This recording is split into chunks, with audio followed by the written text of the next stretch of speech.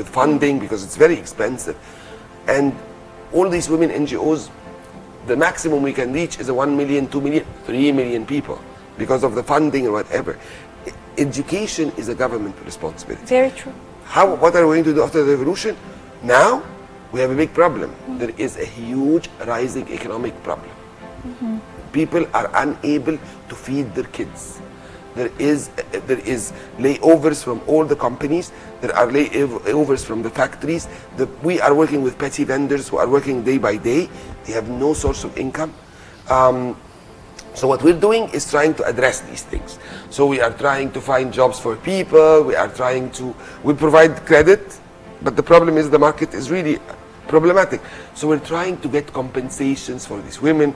We're trying to train their kids. We're trying to find what we call parasitical economy, like really smaller type of jobs, so they can earn a living. Isn't that real Islam, what you're doing?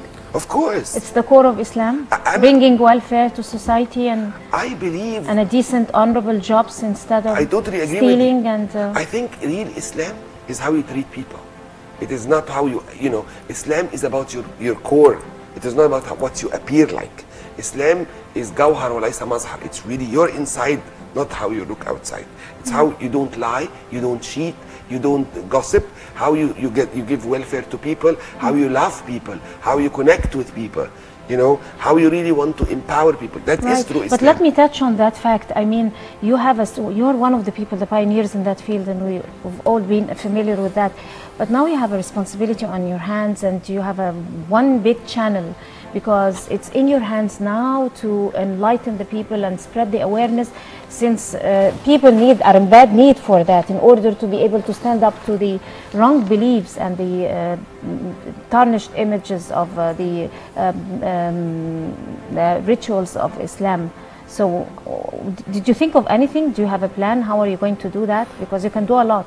Well, we are already. I mean, we have the Girls' Dreams, we have Our Women Speak Out, the literacy program. What we're trying to do is we are trying to get the moderate, open-minded Muslim sheikhs to come and help us, because I have studied Islam very well, and I have studied Sharia and all these things, but not everybody has done that. So it is important that we are educating our own trainers, and then they go and talk with the women, and we go and talk to the women.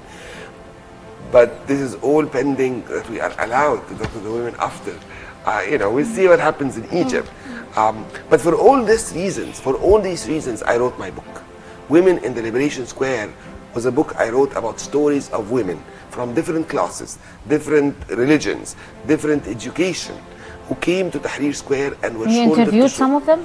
I've interviewed all of them. Oh, okay. This is, we've interviewed even more than the book. These are real stories of people that we have. And then my next book is called al-Batal, the mother of the hero, because it's about the women, the mothers of the martyrs. But the mothers of the martyrs who went and followed up afterwards. Not just any, of course, all the martyrs are close to our heart. But in this book, I have 29 women who were in Maidan al-Tahrir, who participated from 25th of January, who were either beaten from that time, who were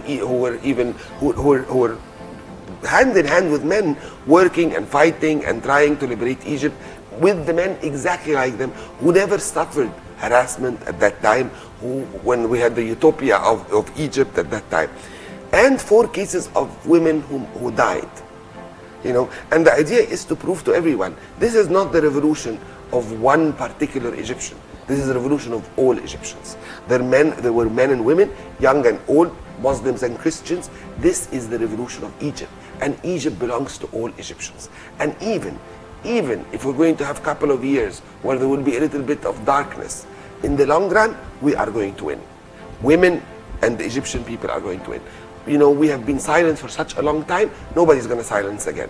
Maybe we will be deceived, and we are going to be deceived in the next couple of years. But beware, whoever is going to take power, Egyptians will never be silent again. We might, as I said, look around, find out what's going on, be patient about it, not understand that we're being deceived, but it's not going to last for long. Well, our respect goes to all Egyptian women who participated in the revolution and in the political life and economic and social, of course. Thank you very much, Dr. Iman Bebers, the chairperson of the Association for the Development and Enhancement of Women. Thank you very much for both of you. And now we're going to go to a religious festival that's been taking place in pharaonic Egypt, and it is the Opet festival that was celebrating the god Amun, who is the main god of the pharaohs. Dina Yunus tells us more about it.